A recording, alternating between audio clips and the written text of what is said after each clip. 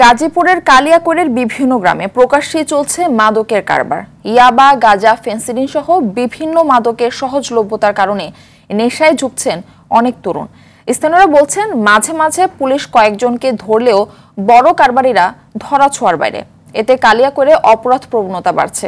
গাজীপুর থেকে কামাল হোসেন বিপ্লবের প্রতিবেদন, জানাচ্ছেন সৈয়দ মাহমুদ।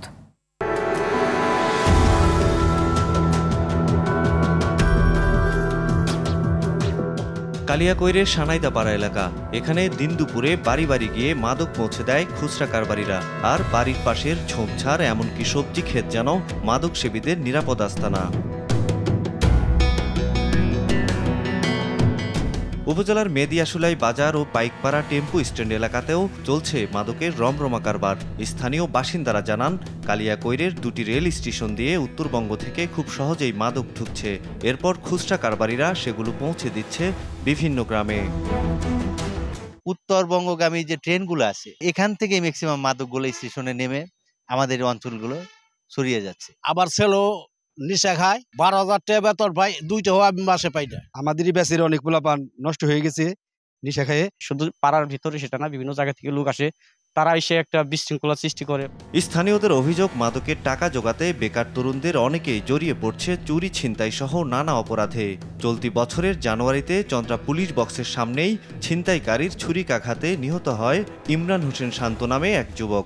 আর খুনের মামলার আসামি মাহবুব হোসেন বাঁধন ও সুজন মিয়ার বিরুদ্ধে আগে থেকেই বিভিন্ন থানায় বেশ কয়েকটি মাদকের মামলা থাকার কথা জানায় পুলিশ। অভিযোগ রয়েছে, কালিয়াকৈর মৌচাক পুলিশ ফাঁড়িতে 12 বছর ধরে ইনচার্জের দায়িত্ব পালন করছেন সাইফুল ইসলাম।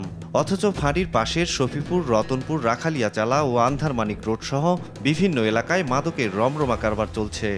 গাঁজা আছে, হুন্ডা নিয়ে আহে, গাড়ি নিয়ে আহে, এনে ধরে নেয়, আবার ছেড়ে দেওয়া যায়, টাকা হয়ে বিক্রি করে এলো ফাইজুলে, তারপরে কাশিমের বউ, তারপরে হলো যে নুর ইসলামের বউ, তারপরে নুর ইসলামের মায়।